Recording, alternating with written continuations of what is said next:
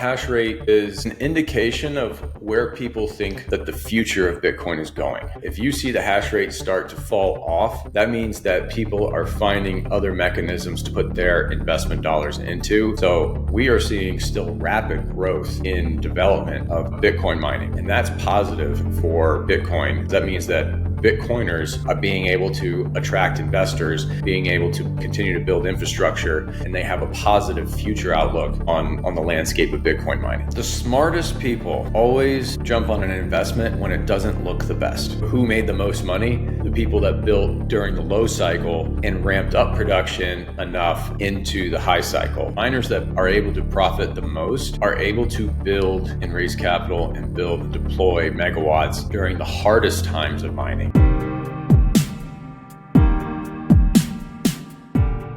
You just told me that you are in the business of repairing Bitcoin ASICs. You're trying to educate people on how to repair this. How did you get here? Like, why are you specifically excited about repairing ASICs?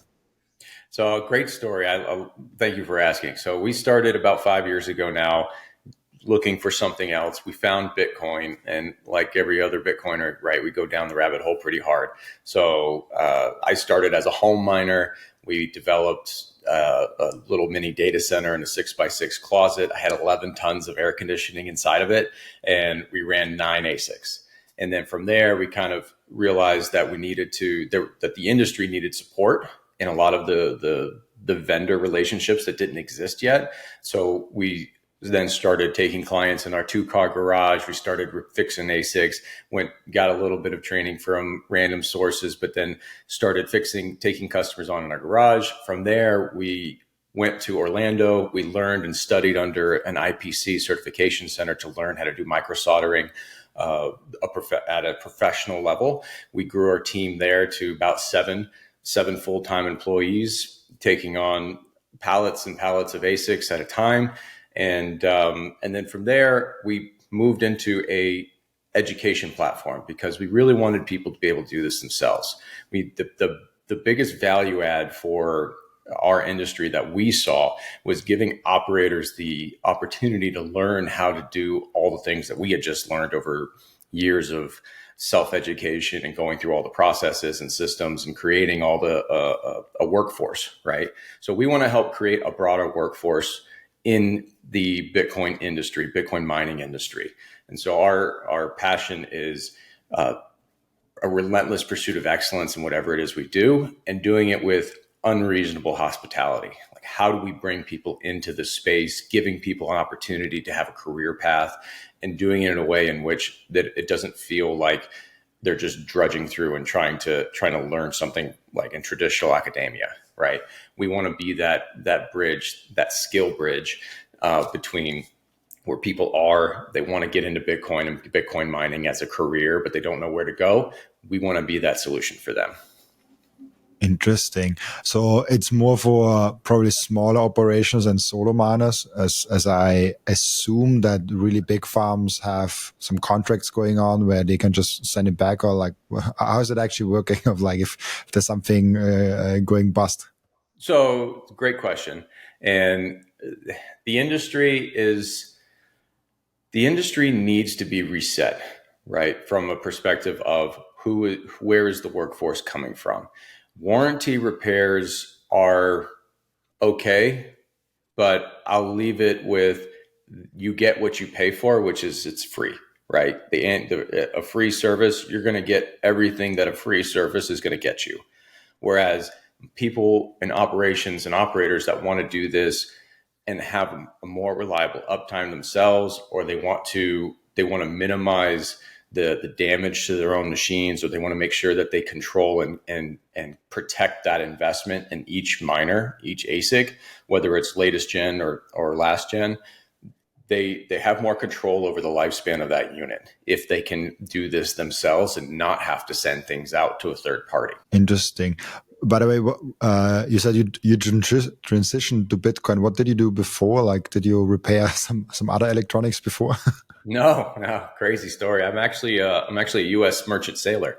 I retired. I did a 12-year career at sea on oil tankers, and Yeah, I retired with a master's license, a captain's license, unlimited tonnage, and then moved into Bitcoin full time. I wanted to make Bitcoin a full time career at some capacity, but yeah, I went to the Merchant Marine Academy.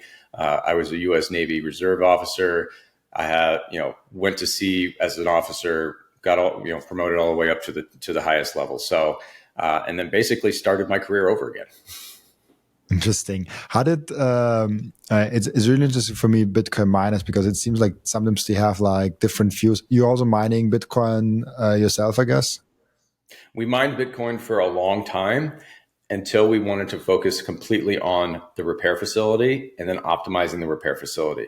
And so I couldn't really do both as effectively as I needed to. I needed to pick one, and we wanted to go all in on repair, on helping people and developing the skill sets.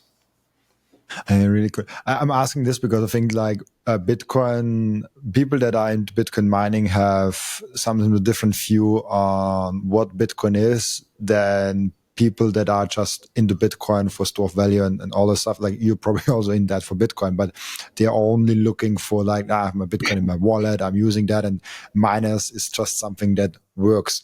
It's Bitcoin mining in itself, I feel like is an underreported topic within Bitcoin. It doesn't get as much attention as I think it needs. How do you look differently on Bitcoin, what it is, why it is important with the lens of like Bitcoin mining? So I look at Bitcoin mining as an amazing new monetary tool set specifically for utilizing untapped energy or also helping to develop more energy resources across the globe. So I see it more as a monetization asset to help create and spur more economic growth globally.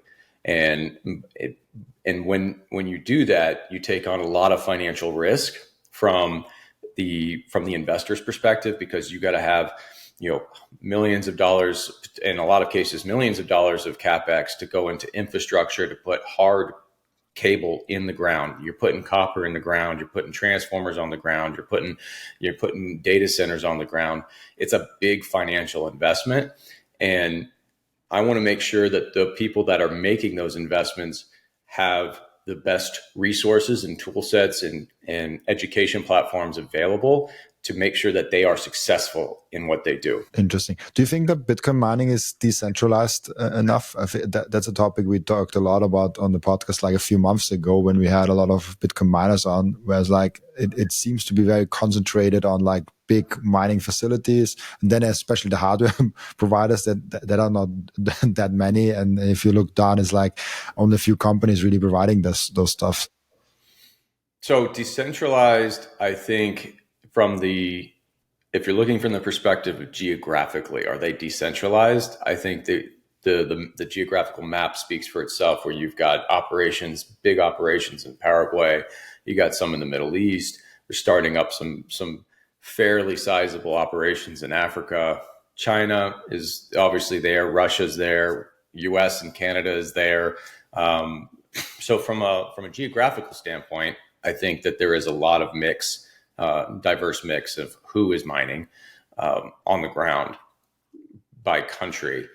The investor set, I'm not so sure. I'll say that. So I think that there is probably the higher up you go in the investor set, I think there are some big money players, but they tend to kind of, I think, be in the same money pool. So like the people that are actually investing and controlling those bigger companies across, it's also mining pools seems to be maybe a concern for the future of like the top three have like almost all the hash rate or like top four or something like that. Is that a concern at all for you?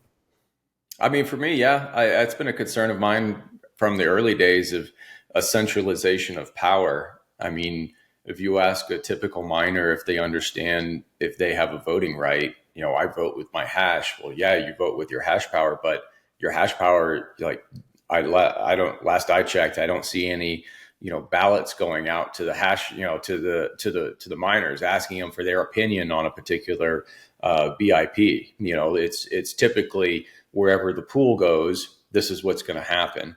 And if, the pool operators, we all know that, it's a small industry. They all know each other. They all have their cell phones, right? They call each other up and like, hey, what do you think of this? What are we doing? So it's kind of, I do think that there is some inherent risk with the centralization of mining pools, but it's up to the miners to make sure that they are staying up to date on protocol changes or proposals, and make sure that they understand what their mining pool is allocating their hash towards. So there's some responsibility. I mean, there needs to be a lot of self-governance and responsibility from miners' perspective, that we need to make sure that we are keeping those that are operating on our behalf in check. Just like here in the United States, we have to make sure our representation in Congress are actively executing the will of the people, and if you don't feel like that was the case, then you need to say something, right? And nothing is more like that was never more obvious than this last election cycle with Donald Trump, where the majority of the country felt like, no, we don't like the direction this country is headed in. We need a change, and we need Donald Trump. So I know he's got various opinions across the world, whether people love him or hate him, but the results of the election cycle were pretty conclusive. And I feel like as a miner, you need to make sure that we have that same mentality to make sure that mining pools are kept in check. Interesting. Just quickly on Donald Trump, you're in America, right? Yes. How were you like? How was that whole thing of he's getting elected, Bitcoin is shooting up to 100K, and now he's getting into office? How did you live through that from your perspective? So, I mean, just like any other Bitcoin cycle, right? So, I mean, I've been in it for going on 5 years. And so I've kind of maybe a little bit more numb to the news cycles per se, because you kind of see, you zoom out and you see the macro cycles and such. And I think that he brings a lot of favorable atmosphere here in the US, and kind of it spills over into Canada. A lot of what the US does, Canada usually will try to adopt. But generally speaking, I think it was a good thing for crypto. I think we're probably going to get some clarity on regulation. He's making a lot of really big moves very fast in this direction. And we'll see. He freed Ross Ulbricht. He's done a lot of the things that he said he was going to do, and we'll see how the marketplace will accept all this information, digest it, and we'll see what happens next. I mean, 11 states have Bitcoin strategic reserve bills before their Congress. So, I think we're going to be in an interesting part of the Bitcoin history right now. It's fascinating how quick this. I just discussed that with the previous guest. It's if you talked 1 year ago about the USA buying Bitcoin and states of the USA buying Bitcoin, you're like, like that's crazy. That will not happen in 2095. Now it's crazy to say they won't buy it.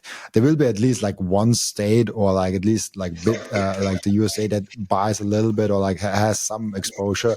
That adoption cycle went really quickly. Like it's kind of fascinating to see that if you zoom out a little bit. And yeah, I'm also kind of almost 5 years into Bitcoin. I came into 2020, and zooming out there to like back in 2020, it's kind of amazing how far we already have gotten. Yeah, absolutely.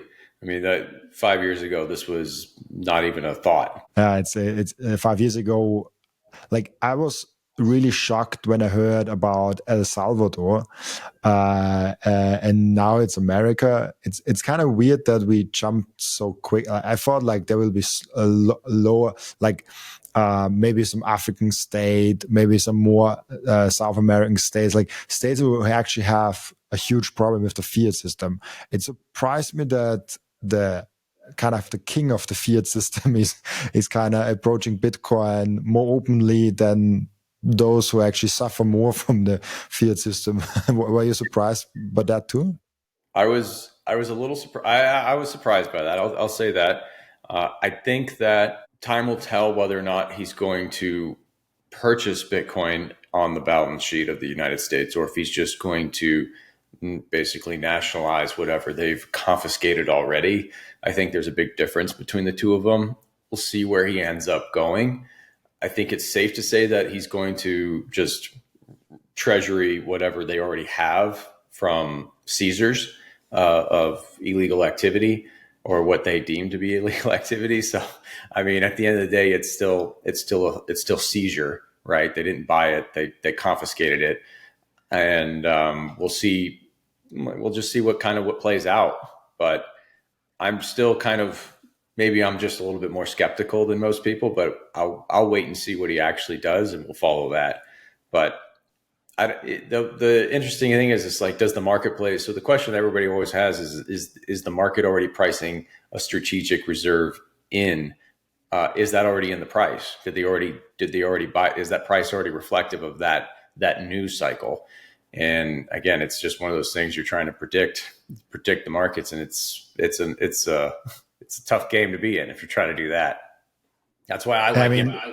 I mean, nothing and everything is kind of always priced in. Like obviously, like the market price reflects what's currently on the news. Like if we have strategic Bitcoin reserve and it's kind of already priced in, maybe it looks a little bit forward, but I don't know. Like I don't like those questions of like, is it priced in? Like how would you know? Like do you have exactly? How do you know? You don't know. You're just guessing, and that's why I take the longer view approach of I believe in putting actual megawatts in the ground, data centers in the ground, and be able to give the people an asset that is a real world asset. I like to be back I like the physical world myself.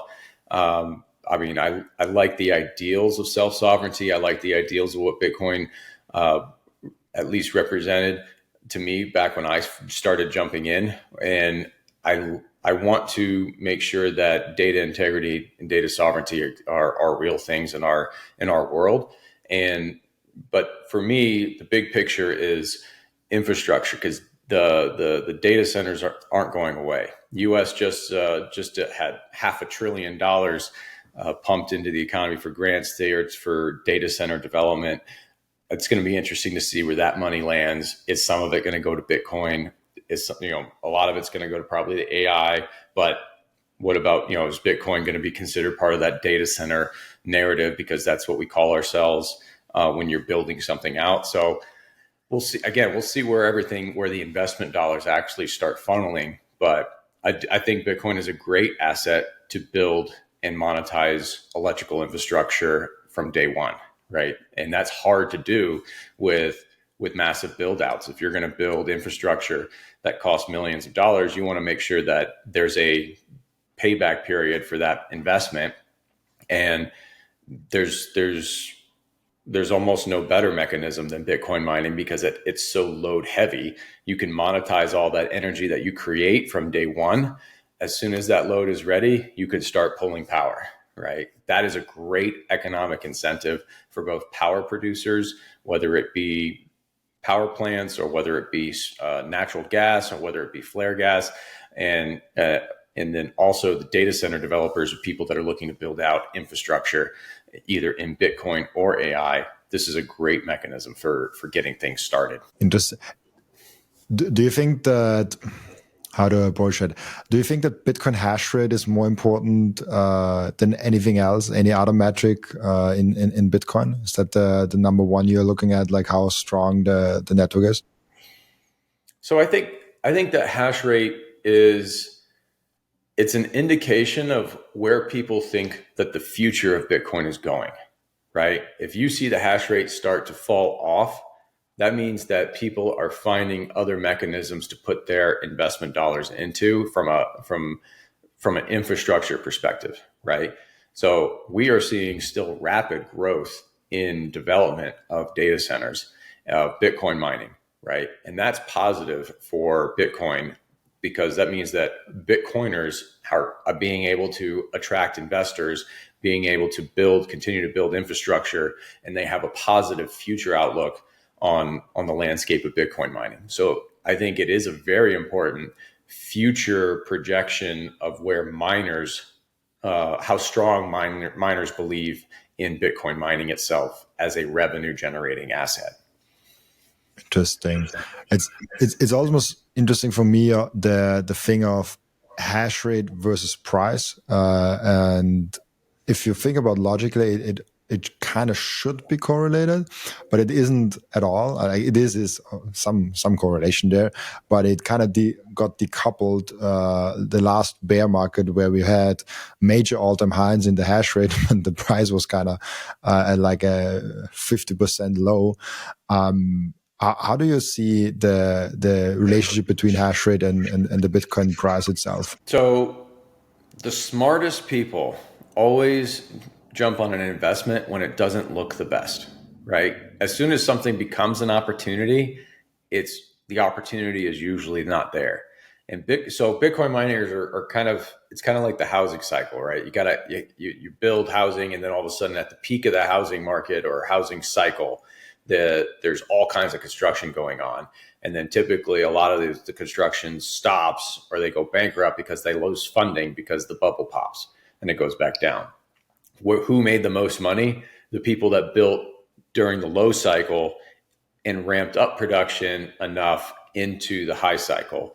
I think Bitcoin miners are no different, where the miners that are able to profit the most are able to build and raise capital and build and deploy megawatts during the hardest times of mining. And that means also finding the best cost of energy, right? That means finding the energy sources that are giving them an opportunity to still make at least a tiny profit, to be able to justify the expense so that they can then make a lot of profit when hash price recovers, right? And we'll see when miners really start making a lot of money or a lot of return on their investment. And again, that's all in dollar terms. It's all in, I mean, we're not even talking about like holding Bitcoin as a treasury asset on a balance sheet of a company. Like we're talking purely just US dollar return, capital deployed versus capital back. What's your ROI? But it's usually the miners that have the conviction and the basically the stones to be able to build when things are tough so that they can enjoy the fruits of their work when things are good. Interesting. The space is so interesting for me. When I look at all of that and the information for Bitcoin mining, it seems like it's a game for big companies that can kind of move, like they can move into the bear markets when the times are the hardest, and then can get the fruits of their labor when then the times are good. But you have to have like this working capital before already. Is that, do we need more home miners, small operations, solo miners? Is that something that you like, or like we're moving too much to institutionalized miners? I think moving into large scale mining operations is, from one aspect, it's kind of inevitable, I think, because power and money typically will consolidate, especially during bear market cycles. Consolidation of hash rate, smaller miners or medium miners selling to the bigger miners that have the pocketbook to cash out, or are having financial distress. You'll see a lot of mergers and acquisitions during downturn cycles, and that's in any industry.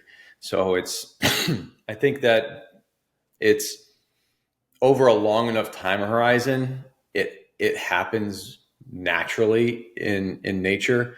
But I think that, you know, the rise of solo mining and home mining, there's, I look at those as more lottery tickets than I do actually infrastructure, right? That's not, I mean, people want to participate as a home miner, as a solo miner. Like there's nothing against it, but you're buying a lottery ticket. And that's fine if you, as long as you understand that you're just buying a lottery ticket and it's just to kind of dip your toe in the water as a retail person, or as somebody that is, you know, works a regular job, has other income, is not really worried about it, but they want to be part of something bigger. It's a great avenue for that. Heat reuse, we're seeing a lot of heat reuse capture projects, people mining and heating their houses during the wintertime, greenhouses, heat recovery. there's some really interesting mini projects going on with the hardware that are, I think, good developments there. But from a capital deployment standpoint, you got to see, bigger investors are not looking at that as being a real thing, right? That's not the competition that the big miners have. They're using, it's an arms race of hash rate. How do you deploy as much hash rate as you can at the lowest possible cost with the lowest possible energy to get the most amount of return on that money? And that's a much different game. Like that's actually looking at mining as a business versus as a hobby or as a lottery ticket. The mentality is totally separate. Is How do you look at using Bitcoin mining as a way to accumulate Bitcoin more efficiently as someone that has like a minimum amount of capital? I guess if you have like a very small amount of capital, it is not even a question of if you have like a few thousand euros, it's probably not even worth thinking about it. But if you have like 50,000, 100,000, maybe even like 500,000 or something like that, is something, is it worth looking at accumulating Bitcoin through Bitcoin mining? I think that over a long enough time horizon, people that mine Bitcoin will have an unfair advantage over people that just buy Bitcoin. But you got to be willing to learn, right? And you got to be willing to accumulate a lot of skills, like construction. You got to have basic electrical knowledge. You got to know your infrastructure. You got to know, you got to know what you're kind of doing. But if you look at like the big companies, big publicly traded companies here in the U.S., a lot of them operate at a loss.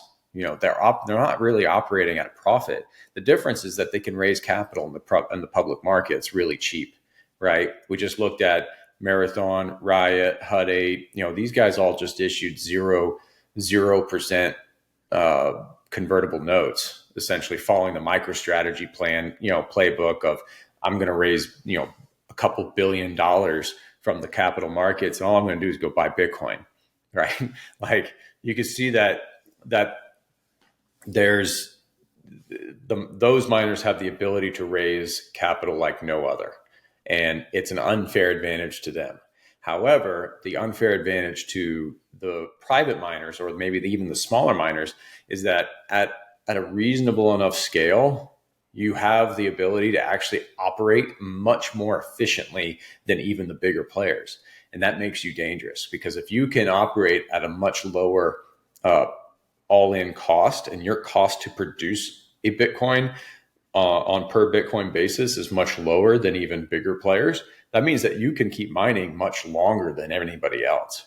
So that's where the game gets really interesting and there's a lot of smaller miners, couple megawatts, maybe up to 10 megawatts, but these guys are operating at a really high efficiency because their operating costs are much lower than even people with much larger infrastructure.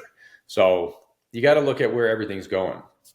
Plus you play tax strategy. I know here in the U.S. you can play a tax strategy of quick depreciation schedule of all your assets, so you can take full depreciation, so you lower your tax burdens, and so money saved is money earned. So there's a lot of different things to consider when you're getting into the business side of mining and mining economics. And it's a hard question to answer, but in general, yes, if you only got a couple thousand, buy Bitcoin and be happy, right? Buy it and be done with it. Like don't try to get into this as a business. But if you've got a good amount of capital in the bank and you're looking to deploy it, it may be worth considering. I partnered up with Coin Vigilante. This is the most beautiful Bitcoin timepiece that I ever saw created by anyone. Look at that beauty. I love it so much. Coin Vigilante made a perfect Bitcoin watch. That's the perfect, subtle, elegant way to go out there and show that you are a Bitcoiner. And that watch brand is Bitcoin only. And Coin Vigilante just dropped a completely new and amazing Genesis edition of their watch collections. You have the date of the first ever mined Bitcoin block in there. And of course also the block height and which epoch we are currently in. I love the level of detail they put in this masterpiece. And make sure to check out those amazing Coin Vigilante timepieces down in the descriptions. I love those watches so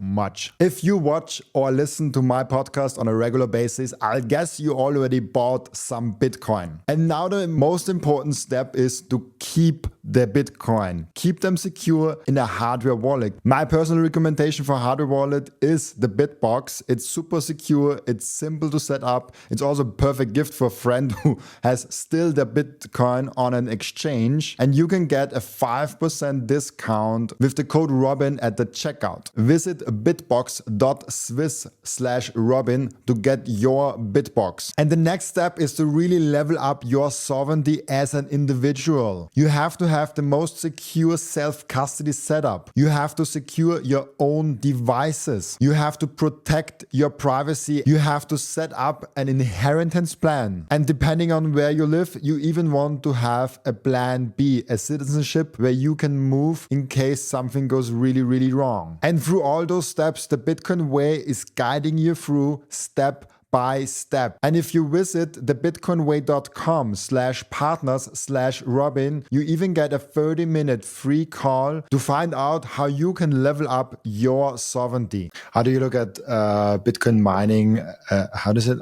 Bitcoin mining as a service? I forgot how those guys are named. They're doing it. Basically, you buy a Bitcoin miner there and they operate it for you. Oh gosh, I had him on my podcast. I forgot how they are called. Hosting agreements. Yeah, like hosting it. So like basically they are hosting, you buy a machine and they are hosting it for you or something like that, where you don't have to have the capabilities of you, but you're like, hey, I'm buying 10 machines there.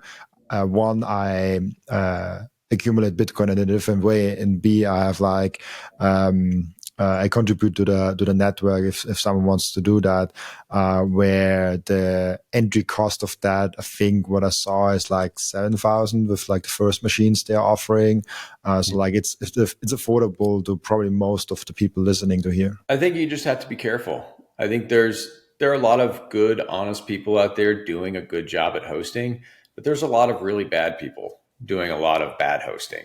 And it's one of those things that you kind of, in my opinion, you should know who you're getting into bed with, right? You should at least a couple things. If you're going to do that route, you're going to go that route, it would be probably preferable if you saw the facility, right? If you were able to see the facility, or, if you could see how they're operating, if you get an understanding of what they're doing to your machine, what are their right routine procedures, what are their training requirements for their staff, what are they doing to make sure that you have uptime, or are they just throwing it onto a shelf in the middle of a field and there's nobody around, right? And then there's no way and you're on your own for repairs. You're on your own when it goes down. There's inconsistencies in communications. So it's just, you can get into trouble real quick. You could put real dollars at risk or real money at risk by getting into, by trusting somebody else. But I will say that it just depends on the agreement. Make sure that there's a give and take, right? Make sure there's enough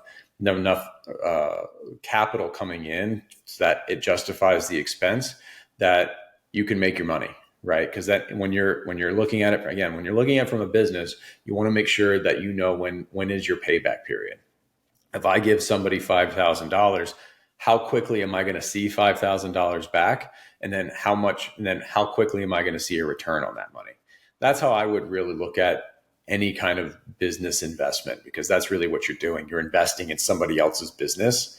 And I will say this too, that a common strategy you see is hosting providers will take on clients and customers as a way of financing their own operation.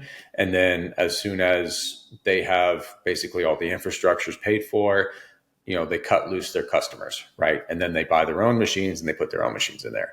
You see that plenty of times. So again, it's just one of those things. You just got to know who you're working with. And if you don't like who they are as a person and they're not honest about who they are and what they're trying to achieve, then I would say that it's probably not a good fit. But I think there are a lot of really good hosters out there. You just got to be really careful. Interesting. I just wanna, because I, while you're talking, I got it now. Just want to throw that in there as additional information there. I talked about SAS mining and abandoned mines. Both of their CEOs were already on the podcast. Was interesting to talk about their strategy of like accumulating Bitcoin in a different way, because I never looked at Bitcoin mining as a way to actually accumulate Bitcoin. If you have like, let's say you have a $50,000 and you want to accumulate Bitcoin, you can just buy it, which is probably best for most people. But there's also the other way of like accumulating through Bitcoin mining. And then it's the most interesting thing for me currently is actually like heat reuse and using Bitcoin miners in a way that you would have anyways paid for the electricity, but you're getting Bitcoin for that. There's some apartment buildings that are now using the Bitcoin miners, which lowers the cost of electricity for each and every one, each apartment. Super interesting things going on there with Bitcoin. And I think if you get an edge in like a small case like that, as you said, you have an advantage over the big guys, because you can have like a small case which is actually more efficient and more profitable for you personally than like a huge mining facility, which is a really interesting aspect of Bitcoin. I like that a lot. Yeah, same here. I really like that a lot, especially when the creativeness of Bitcoiners of turning expense items like heating, right? House heating or plumbing or what have you. They turn an expense and make it a cash flowing asset, or turning it into a profit generating machine. Those are the kind of innovations that are super cool. And it's really from a conservationist perspective.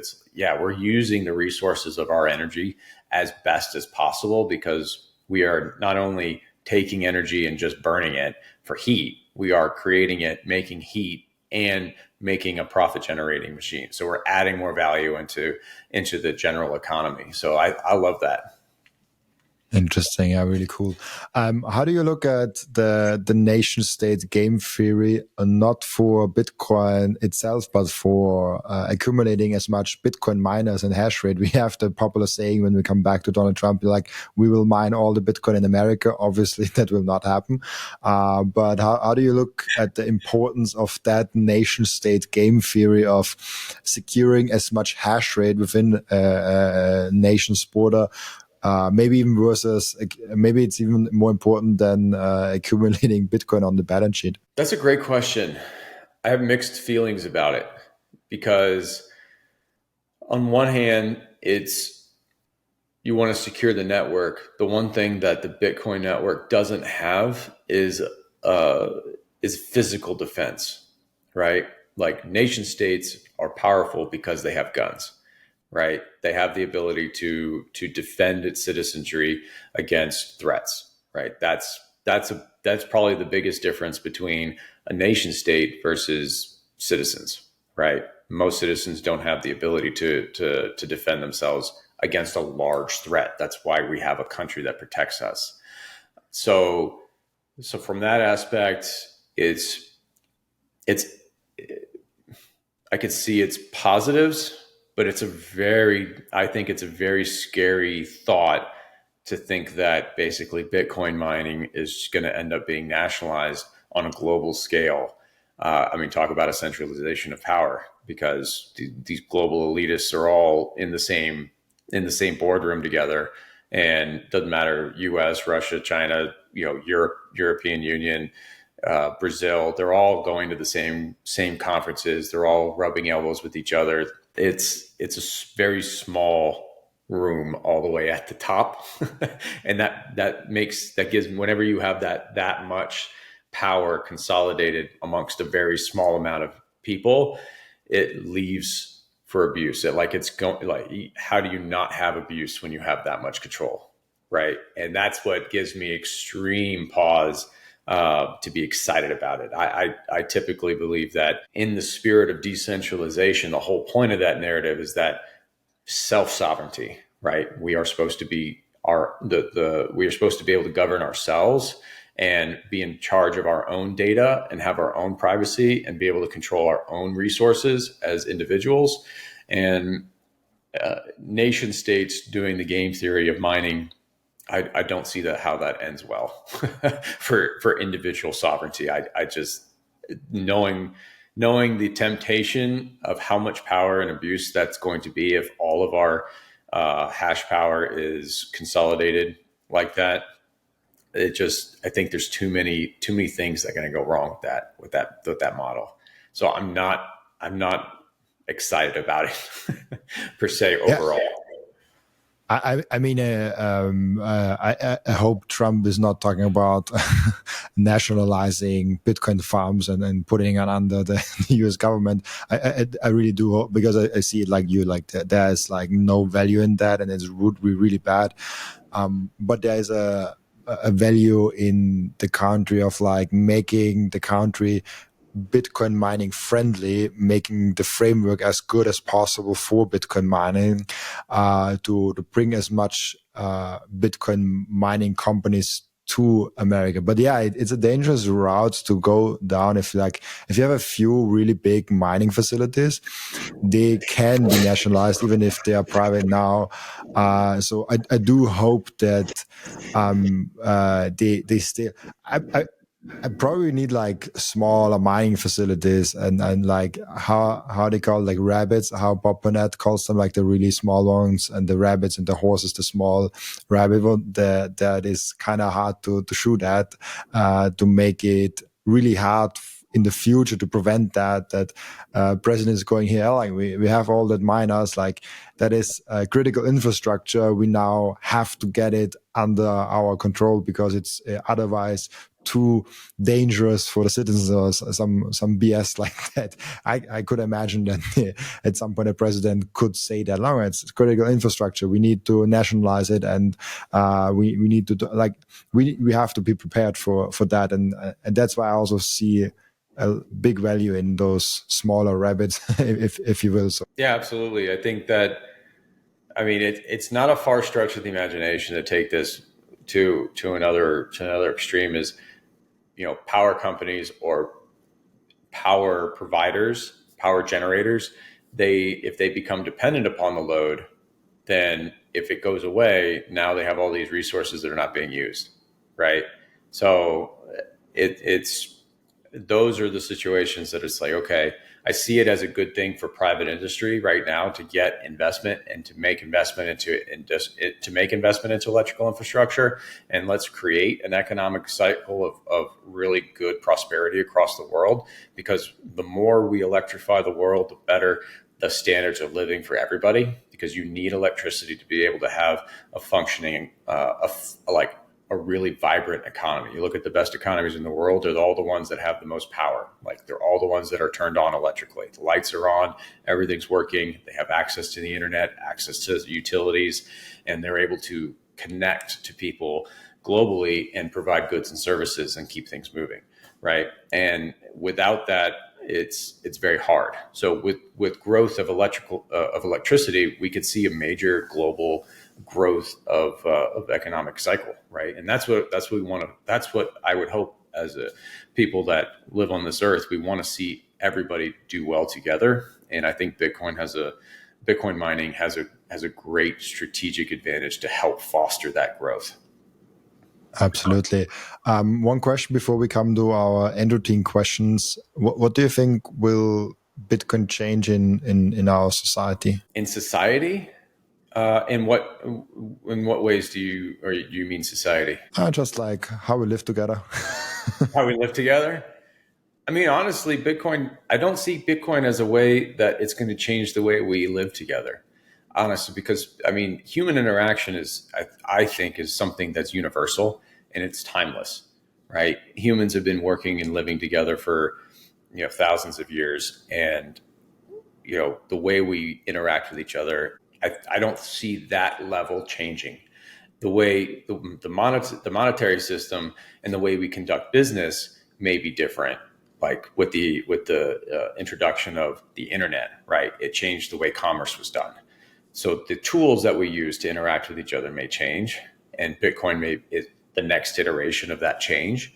But the way we interact as people, I think, is still people. You know, still being a good person and being there for one another, and the ideals of brotherhood, of supporting each other, of interacting with each other at an economic level. Like all these things are basic to human behavior. And I hope that what I do hope that Bitcoin does is it gets everybody to think about being self-sovereign. How do we take back control of our own data to be sovereign over ourselves? And how do we make sure we protect ourselves in a world where privacy is scarce, right?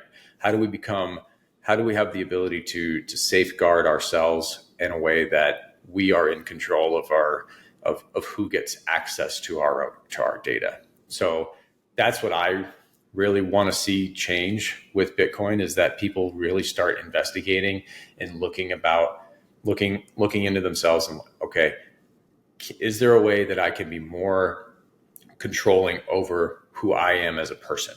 That's what I would love to see. Interesting. Yeah.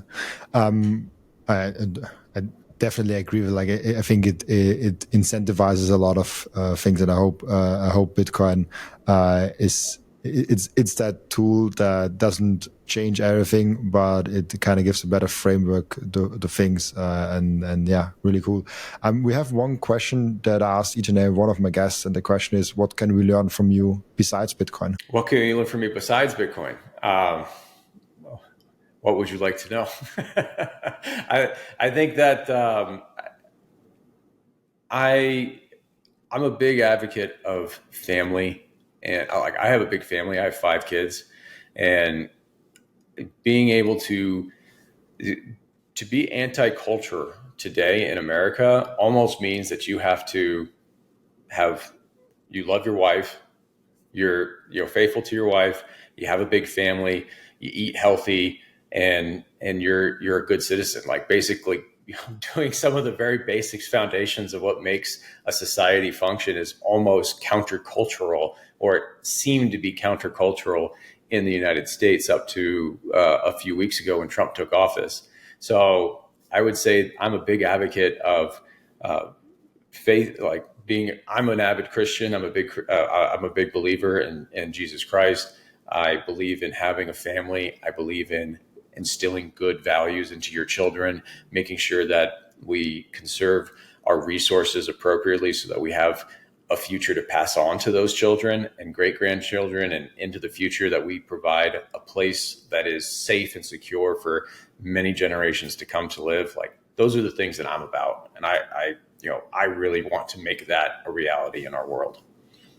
Absolutely. Really cool. I love that. We have a end routine in the podcast where the previous guest is asking a question for the next guest without knowing who the next guest actually is. And the previous guest asked you, what does it mean to be a whole coiner to you? And what do you think it will mean in 10 years from now? Whole coiner. I think that from a, I think that that term whole coiner is I think that it is almost unnecessary, honestly, because it's a I don't particularly like that concept because it's one of hoarding and taking from society. Again, I'm about making sure that everybody has the opportunity to succeed, and I think that people that hold everything too close to themselves without the ability to look around and see how they can help others, I think that that's a little short sighted, right? I'd like to see us be able to have and to live in a world in which it's not necessarily all about what I can get for myself. Absolutely. That's really cool. I mean, it's we have so much unit bias in our thinking, and it's completely unnecessary. Yeah. Because what if it wouldn't be 21 million but like 42 million? Like if Satoshi just said that number instead of 21, like then we would we still celebrate one Bitcoin?